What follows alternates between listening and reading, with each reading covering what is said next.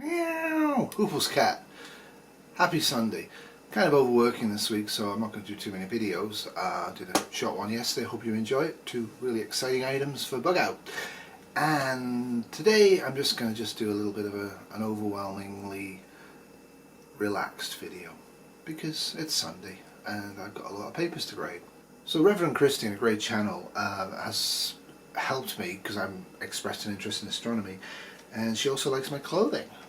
People out there like my clothing, so I actually ordered her something pretty spiffy for her to wear. I'm going to be posting it off late this week. A t-shirt. This is from Tentree.ca in Canada, and it is a t-shirt, and it's made out of trees, out of cellulose. Pretty cool. And I already cut off the brass. We have built 10 more trees in Indonesia. She's also going to get a sticker, because why not? And also she can plant a tree. So I hope she enjoys that, and I'll probably throw some other things in there for her. The other things I've been doing apart from grading all week is I've been looking at some of the books that I've read and marked up, and I need to get going on book reviews because people kind of like book reviews, sort of, and make the book review more realistic from people's point of view. So this is one of them, and this is the other one. So I've in fact read these already and marked them off for the bits that I think I want to talk about. So all I really need to do is get on with it, right? The other one I'm going to review probably in a few weeks is this one by Creek Stewart. He did the non-con pack for a pocket box, and this is the colorized version of the 3-1. I did order it, wasn't too much. So this is full of tips and colour pictures and what to do and what not to do, some of it I agree with, some of it I don't agree with. Now the single most overlooked thing in prepping is death, right? So when we talk about sanitation, people talk about digging latrines. I mean, if you can't figure out how to dig a latrine, there's something seriously wrong with you. But as people point out, sanitation goes way beyond that. It goes into food handling and everything else. It also goes into handling dead people. Now I do find, as I'm a nurse by the way, I do find people are actually frightened of dead people, and they like to wear gowns and masks and gloves to deal with dead people, which you totally don't need to do unless they're actually infected. So one of the things that we do have in our kits, which will be used in the near future in the pandemic, is a hospital grade post-mortem body bag. Now these are made out of plastic and they have zips on them, and you'll see this in action in the Pandemic 2019 series. There's also instructions on there, but again, you have to be pretty stupid. So I'm going to put up a few slides just to show you some various things, but I just want to tell you how to deal with somebody who's dead. You need to have a plan. In SHF, the dead person that you have to deal with is dead in your bug out location or your bug in location, so you actually really do need a serious plan. Now, if the fall of society is going to be temporary, what you need to do is you need to write documentation about how you've treated and cared for that person pre-death. Once they're dead, you need to be very careful in how you document the person and how you store that person, because at some point a coroner is going to show up. It might be 6 months, 3 months, 3 weeks, or even 2 years afterwards, but at some point somebody might ask you a question. Did they die or did you kill them? And it's always useful to have written notes in medical situations anyway, which we'll get into in separate videos, I'm sure. So I just wanted to point that out. Most people are probably going to have to wrap the dead body in trash bags. Now, compactor trash bags would work, but they're not big enough. A lot of them aren't anyway.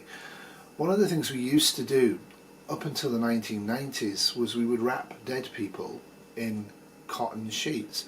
And in our hospital in England, whenever we got laundry sheets to put on the beds, because the nurses did that back then, if you found a hospital nappy pin on it, you knew it had been used for that, because we actually were taught how to put the person into the sheet and just use one safety pin. I guess because of economy, I don't know. But we used to treat the bodies in certain specific ways, and we used to do things that were just plain wrong.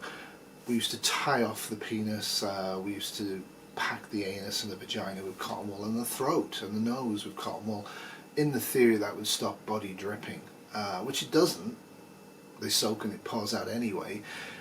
and it also gives the undertakers a hard time getting it out. So it took quite a bit of effort, but eventually what we do now with bodies is we turn them and let them express. A lot of fluid often comes out of the lungs if it's been a pneumonic type death or a cardiac death. A lot of feces and stuff, so you just let that drain, and then you give them a bed bath, and you put them in a sheet, and you might put a few pads around the obvious areas that are going to soak. And as I said, in SHTF, you're going to be doing that to somebody you probably know very well and likely love. So I think it's something that you need to think about in advance. You can actually get fairly okay body bags online. I would consider getting one or two.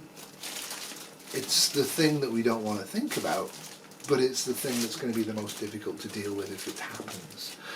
And storage and where you put them and all that stuff, it totally depends, right? It depends on what's going on and what the weather's like. So think about that, you know, do you actually have a body bag plan for your loved ones? And can your loved one use that plan for you? So I think that's something that the pandemic's going to definitely touch upon, the series that I'm doing. And it's also what I'm going to do in the future.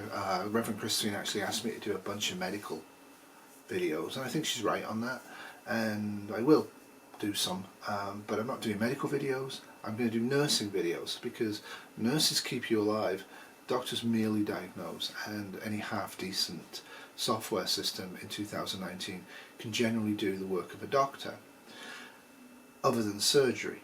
However, surgery, as long as you don't care about killing anybody or harming them, and you're not bothered by cutting into people, it is what mechanics do. Same sort of machinery, same sort of cutting tools and hammering tools. So again, that sort of complex, loved profession in our society may well become something you may have to do in Grit Down. So I'm going to talk about how to amputate legs and arms, because you guys, if you get shot in Grit Down and you can't get modern healthcare and antibiotics aren't available or don't work, or you have vascular compromise, there's a good chance you may have to hack out a bone saw, and you may have to do it without anaesthetic. So that sort of thing we're going to talk about. And just to finish up, I just want to express sympathy with New Zealand and the Muslims in New Zealand.